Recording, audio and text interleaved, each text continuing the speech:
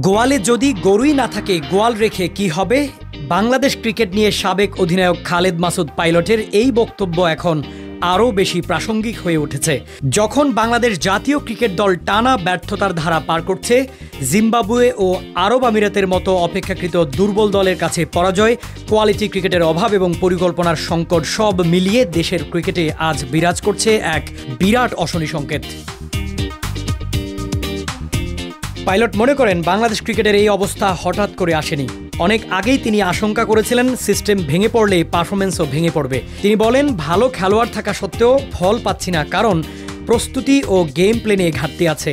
Bowling ও ফিল্ডিংয়ে মান নেই বলেও উল্লেখ করেন তিনি। আইপিএলের উদাহরণ টেনে তিনি বলেন, স্পেশালিস্ট বোলাররা যেখানে ইয়র্কার, স্লোয়ার, বাউন্সার সহ নানা ভেরিয়েশন ব্যবহার করে, সেখানে আমাদের শরীফুলের বলে ছিল না আত্মবিশ্বাস ও নিয়ন্ত্রণ। এছাড়া খেলোয়াড়দের মানসিকতার দিকেও আঙ্গুল তোলেন পাইলট।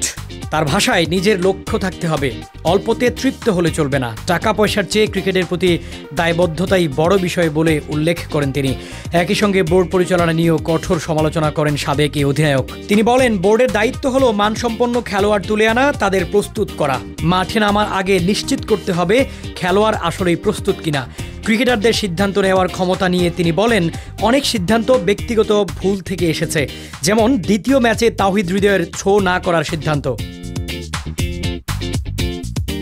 এদিকে মাঠের বাইরের চিত্র আরও হতাশাজনক বলে উল্লেখ করেন পাইলট। বিসিবি নির্বাচনকে ঘিরে চলছে তীব্র রাজনীতি, যার প্রভাব পড়ছে জাতীয় দলে। তিনি বলেন, গোয়ালে যদি গরুই না থাকে গোয়াল রেখে কি হবে?